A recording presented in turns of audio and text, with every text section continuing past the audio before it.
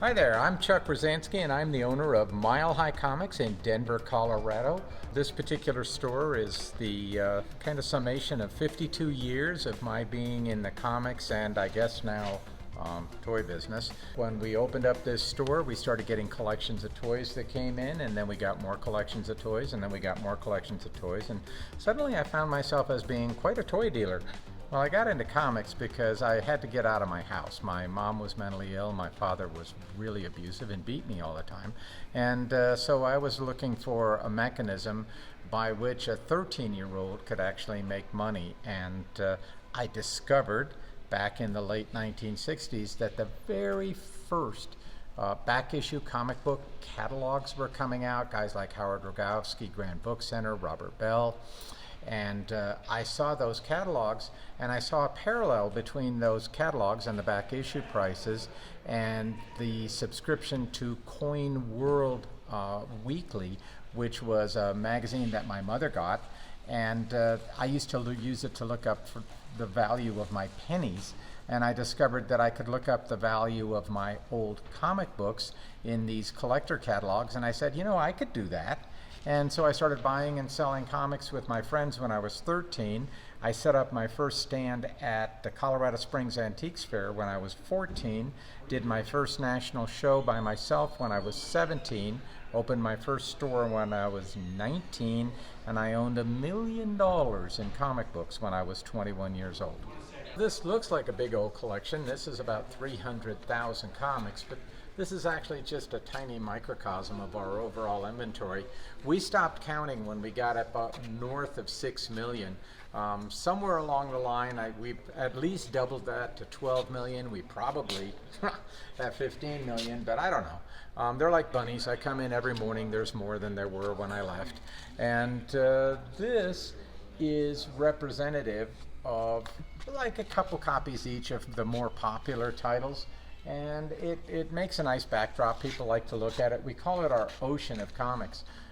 We're currently evolving this into being even more dynamic, but for right now it's a nice core center to the store, which really identifies that our core business is comic books and graphic novels, printed literature, and we do sell the pop culture, and oh my god, we have lots and lots of pop culture, but this is the largest single repository of comic books in the world, bar none, and I own more comic books than anyone on the planet.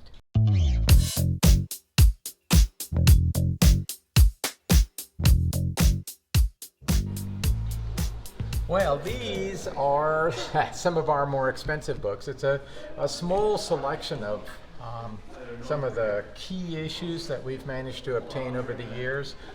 For example, I went to New York City and bought this collection of Sensation and early Wonder Woman comics. These are all from the mid to late 1940s.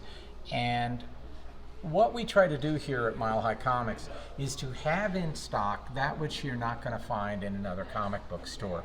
So we have not only this copy of Avengers #1 here, but I think we have 4 or 5 other copies back in the back in different grades. We have a multitude of very large, very antique safes here that are filled with books that are $1,000, $2,000, $5,000, $10,000 each. And this is all material that I've purchased over the years with the intent of holding on to it. There are a lot of comic stores that you go into, and if they get in a rare issue, their #1 priority is to try and sell it immediately and to generate cash. I have absolutely no interest in cash. I have an interest in having cool stuff. And so what I try to do is make this place a wonderland for comic fans who are coming in. By the way, we get people from all over the world Up here in the front, we have a map actually of where people come from who are visiting us, and this map has pins all over it. And we typically get 10 to 20 international visitors here through the store in any given week. And they're looking to see things like a detective comic from 1948, or a copy of Spider-Man #1 for $250,000, or a near mint X-Men, or no, that's a very fine X-Men #1. You just don't see these things in other places. And then we try to get things that are totally unique, like this Ryan Reynolds autographed Deadpool mask. Things like that we, in that instance, we don't even offer them for sale at all. We run out of pins, but we get people from all over the world. A lot of people come in here from South Africa, Australia, South America, and so this has become one of the top tourist destinations actually for the entire city of Denver.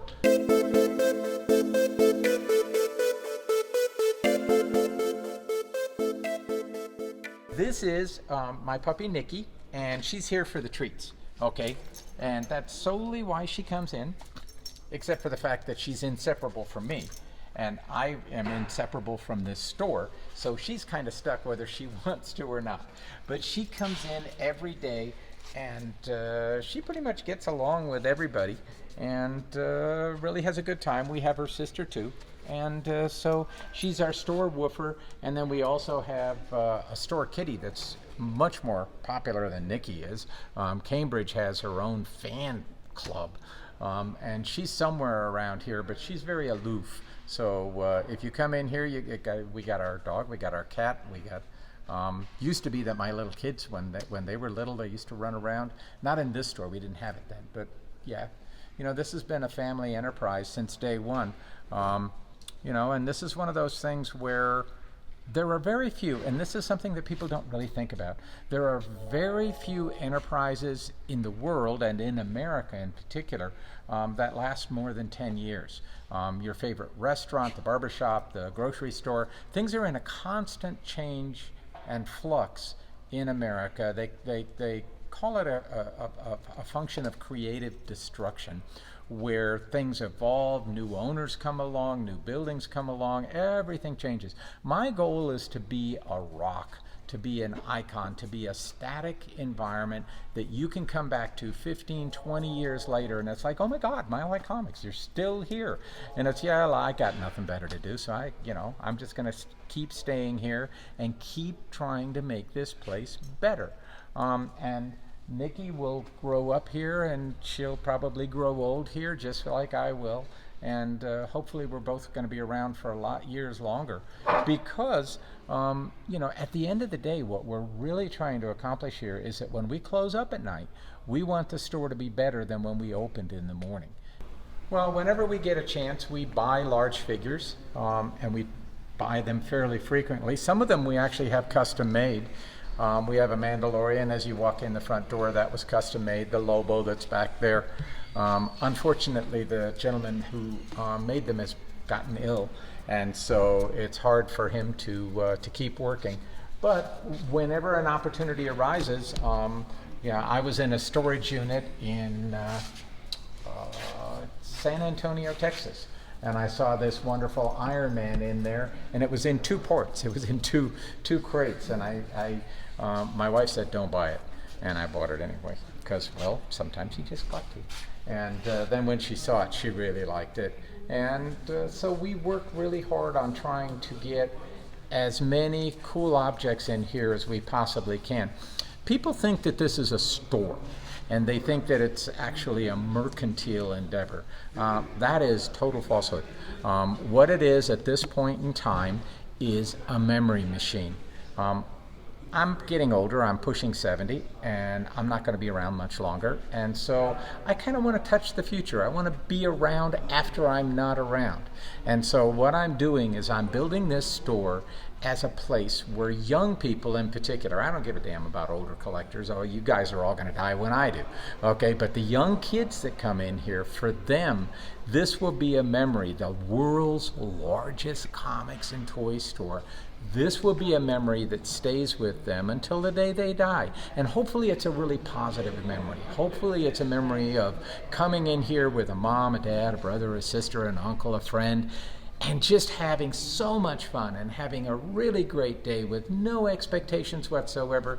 People come in here and we don't care whether they spend a dime. We are just trying to insert ourselves into their memories so that we can live forever.